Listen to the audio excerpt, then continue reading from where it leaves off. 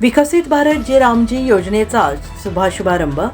ग्रामीण विकास आणि रोजगाराला मिळणार नवी गती. आमदार विनोद अग्रवाल. केंद्र सरकारच्या वतीनं ग्रामीण भारताच्या सर्वांगीण विकासाला आणि रोजगार निर्मितीला नवी दिशा देण्याच्या उद्देशाने विकसित भारत जी रामजी योजना कायदा वर्ष 2025 मध्ये लागू करण्यात आला आहे. ही योजना 1 जुलै 2026 पासून संपूर्ण देशात लागू करण्यात आली असून गोंदिया जिल्ह्यातील गोंदिया तालुक्यातील सावरी गावातून या योजनेचा प्रारंभ करण्यात आला आहे. या योजनेच्या माध्यमातून ग्रामीण कुटुंबांना पूर्वीपेक्षा अधिक रोजगार, कृषी आधारित विकास, कौशल्य प्रशिक्षण तसेच ग्रामपंचायतींना विकास कामांसाठी अधिक संधी उपलब्ध करून देण्याचा आमचा प्रयत्न आहे, असे प्रतिपादन परिसराचे आमदार विनोद अग्रवाल यांनी केलं आहे.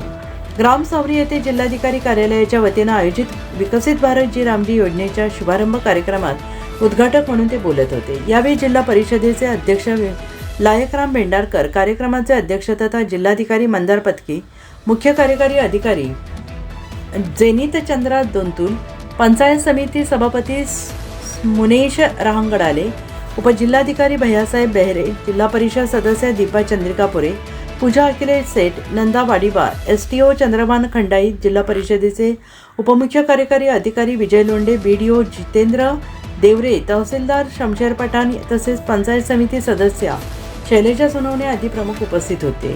या योजनेविषयी माहिती देताना आमदार विनोद अग्रवाल यांनी म्हटलंय की नव्या व्यवस्थेनुसार प्रत्येक पात्र ग्रामीण कुटुंबाला वर्षातून 125 दिवसांच्या रोजगाराची कायदेशीर हमी मिळणार आहे. मजुरीचे पैसे 8 दिवसाच्या आत थेट लाभार्थ्यांच्या बँक खात्यात DBT द्वारे जमा केले जातील. वेळेत काम उपलब्ध न झाल्यास बेरोजगारी भत्ता तसेच मजुरी देण्यात विलंब झाल्यास नुकसान भरपाईची तरतूद करण्यात आलेली आहे.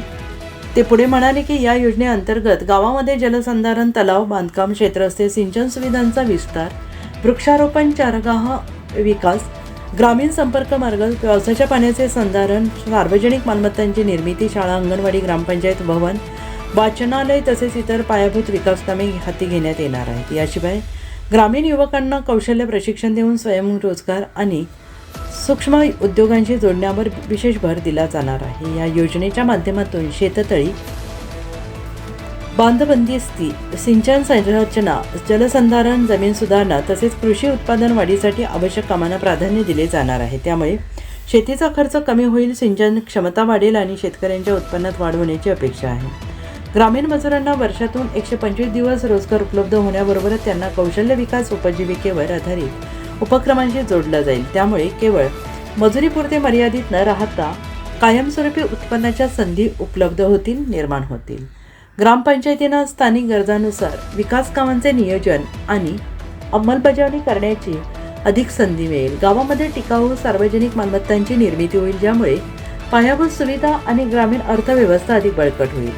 आमदार विनोद अग्रवाल यांनी म्हटले की ही केवळ रोजगार उपलब्ध करून देणारी नसून ग्रामीण भागातील शेती, उपजीविका, कौशल्य विकास आणि पायाभूत सुविधा यांचा समन्वय साधून विकसित भारत 2047 या उद्दिष्टाच्या पूर्ततेस गती देणारी ठरणार आहे. यावेळी प्रशासनाने लक्ष वेधताना आमदार विनोद अग्रवाल यांनी म्हटले की योजनेअंतर्गत कामे करताना रेशो मेंटेनन्सकडे विशेष लक्ष देणे आवश्यक आहे.